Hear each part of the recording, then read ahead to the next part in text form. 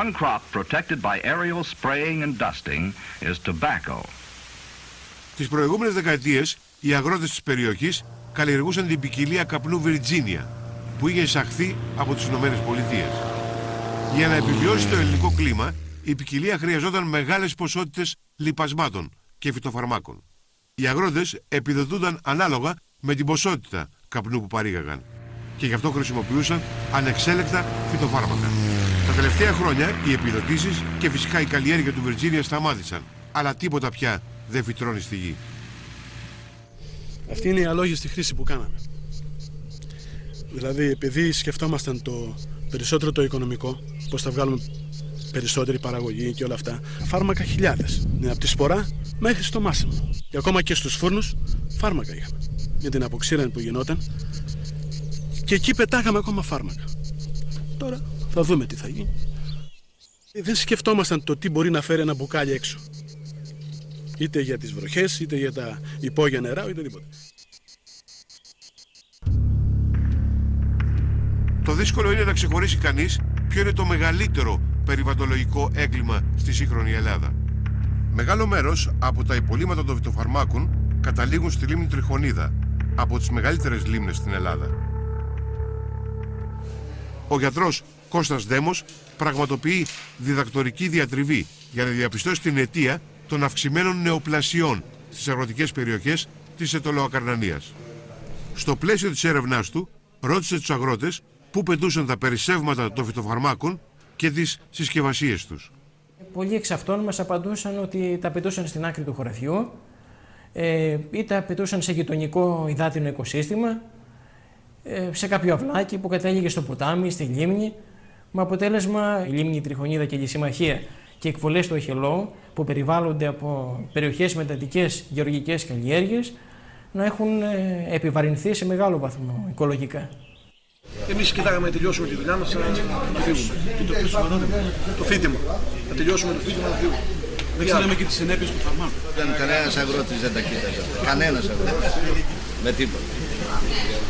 Κανένας αγρότης δεν τα. Όχι, νεκροκεφαλές βλέπα μόνο, τίποτα. Πρόσφατες μελέτες στην Αιτωλοακαρνανία, την Αχαΐα και την Ηλία έχουν δείξει αύξηση του ποσοστού των καρκίνων μεταξύ των αγροτικών πληθυσμών. Τα κρούσματα είναι πολλά και στο Γενικό Νοσοκομείο Μεσολογγίου, παρότι δεν ειδικεύεται στις νεοπλασίες. Το ποσοστό των ασθενών που νοσηλεύονται με καρκίνο είναι 12,8. Όταν ο μέσος όρος των ασθενών που νοσηλεύονται στα γενικά νοσοκομεία της Ελλάδος είναι 8,5%. Στην περιοχή ανεκδοτολογικά υπάρχουν αναφορές περιστατικών μικρών παιδιών σε ηλικία που αναπτύσσουν καρκίνους που ενδεχόμενα θα περίμενε κανένας να τους δει στην ηλικία μετά τα 55 ή τα 60. Παρόμοιες ενδείξεις υπάρχουν και στο Γαβαλού, ένα κεφαλοχώρι που καλύπτει περίπου 15.000 πληθυσμό. Το πρώτο πράγμα που μου είχε κάνει εντύπωση ήταν με τα βιβλιάρια των αρρώστων. Ήταν πολύ αυξημένη συχνότητα σε καρκίνο ουροδόχου κίστεως, στον οποίο είναι γνωστό ότι παίζει ρόλο τα φυτοφάρμακα μεγάλο και ο συνδυασμός κυρίως με το κάπνισμα. Η Άννα Κιτσάκη έχασε τον άντρα της από καρκίνο του πνεύμονα. Δούλευαν και οι δύο στα καπνά. Από εδώ από την Αιτωλοακαρνανία είναι πάρα πολλοί κόσμος με καρκίνους. Και αυτό οφείλεται στα φυτοφάρμακα, μας είχαν πει. Εγώ κάτι φυλάγομουν κιόλα. Πρόσεχα. Ο σύζυγός μου δεν το πρόσεχε καθόλου. Το φάρμακο αυτό λέει δεν θα το χρησιμοποιήσεις με γυμνό χέρι. Είναι πολύ επικίνδυνο. Και εμείς το χρησιμοποιήσαμε με γυμνό χέρι αυτό. Εμείς όπως τα παίρναμε τα φάρμακα, τα χρησιμοποιούσαμε σαν να χρησιμοποιούσαμε το νερό από τη βρύση. Η κυρία Κιτσάκη ανησυχούσε για μια ακόμη παρενέργεια των χημικών, τη στηρότητα. Και τα παιδιά μου δουλέψαν πάρα πολύ μέσα στα καπνά. Δεν ήταν Αλβανοί τότε. Και μας έπιασε η φοβία μετά για τα παιδιά μας. Και ώσπου να τεκνοποιήσουν τα παιδιά μου, είπα δεν θα κάνουν παιδιά. Οι επιπτώσεις από την ανεξέλεγκτη χρήση των χημικών δεν αφορούν μόνο τους καλλιεργητές. Τα προϊόντα που έρχονται στο τραπέζι μας είναι γεμάτα φυτοφάρμακα. Η δουλειά μου είναι επαγγελματίας ραντιστής. Πάνω από 15 χρόνια γίνεται αυτή η δουλειά. Τα οργανοφωσφορικά τα οποία ρίχνουμε στα περιβόλια, μανταρίνια, πορτοκάλια και στις ελιές είναι βαριά φάρμακα τα οποία χρειάζονται μεγάλη προσοχή. Και κατά το ράδισμα αλλά και κατά την περίοδο της συγκομιδής. Αυτά τα φάρμακα, τα δηλητήρια που ρίχνουμε στις ελιές, τώρα έχουν τα κουκούτσα τόσα. Ταραντίζουν ο κόσμος. Μέχρι την ώρα που θα μάσουν οι ελιές, συνέχεια θα ραντίσουν από αυτό το δηλητήριο. Και αυτό είναι 100% καρκίνο. 100%. Μένει απάνω, στην ελιά. Εγώ δεν τις κάνω με αυτό το δηλητήριο ελιές, αφού τις πουλάς. Τώρα να πουλάς τι, αφού είναι απάνω στην ελιά. Όσο και να το πεις κάτι. Πλειοψηφία το κάνει. Πλειοψηφία το κάνει. Εγώ δεν το κάνω. Όταν είναι η ελιά για μάζεμα δεν ραντίζει κανένας. Εγώ δεν το κάνω. Αυτό απαγορεύεται. Αλλά το κάνουν ο κόσμος. Μην τις ελιές τόσοι ελιές.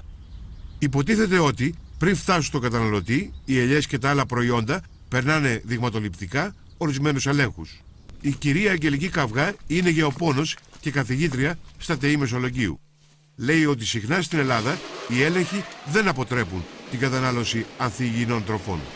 Αυτά τα δείγματα μέχρι να φτάσουν στα περιφερειακά κέντρα φυτοπροστασίας και περιφερειακού ελέγχου περνάει κάποιο διάστημα 1-2 ημερών. Εν συνεχεία μέχρι να γίνει ο έλεγχος περνάνε άλλες 2 μέρες. Αν υπάρξει ύποπτο δείγμα να ταυτοποιηθεί και να πιστοποιηθεί ότι όντως είναι ύποπτο, χρειάζονται και ένα χρονικό διάστημα άλλων 2-3 ημερών. Στην καλύτερη περίπτωση μιλάμε για ένα 10ήμερο, όπου σε αυτές τις περιπτώσεις τα ύποπτα προϊόντα έχουν φτάσει στο τραπέζι του καταναλωτή. Το 50% των προϊόντων που παράγονται στην Ελλάδα περιέχουν υπολείμματα φυτοφαρμάκων, ενώ το 3 έως 5% ξεπερνούν τα λεγόμενα επιτρεπτά όρια. Η κυρία Καυγά λέει ότι οι έλεγχοι στην Ελλάδα δεν είναι τόσο αξιόπιστοι όσο σε άλλες ευρωπαϊκές χώρες. Και αυτό μας έχει δημιουργήσει κατά καιρούς πολύ σοβαρό πρόβλημα στις εξαγωγές μας. Δηλαδή, τελευταία μεγάλη ιστορία ήταν με τα εσπεριδοειδή, νομίζω, τον Δεκέμβριο του 2005, το Γενάρη του 2006, που μας τα επέστρεψαν πίσω οι Γερμανοί. Σε αυτή την περίπτωση είμαστε υποχρεωμένοι να τους στέλνουμε σε κάποια χώρα, Βουλγαρία, Ρουμανία κλπ., που δεν εμπίπτουν στην νομοθεσία της Ευρωπαϊκής Ενώσεως. Η εισβολή των χημικών στην καθημερινή ζωή και τη διατροφή μας θεωρείται υπεύθυνη για την αύξηση των κρουσμάτων καρκίνου σε όλο τον κόσμο. Στην Ελλάδα δεν υπάρχουν σοβαρές στατιστικές για τα κρούσματα και τους θανάτους από καρκίνο. Αυξητικές τάσεις έχουν όμως διαπιστωθεί σε όλες σχεδόν τις χώρες, όπως στη Μεγάλη Βρετανία. Σε μια μεγάλη μελέτη που έκανε το Εθνικό Σύστημα Υγείας από το 1971 μέχρι το 2000, διαπίστωσε την παρατήρηση ότι η συχνότητα καρκίνου αυξήθηκε σε αυτά τα 30 χρόνια κατά 20% και αναμένουν μέχρι το 2050 να αυξηθεί κατά 50%. Και η δεύτερη παρατήρηση είναι ότι υπήρχε μια αύξηση στον καρκίνο του μαστού που έφτασε στο 75%, μια αύξηση στον καρκίνο των όρχεων που έφτανε στο 130% και στον καρκίνο του προστάτη που έφτανε το 150%.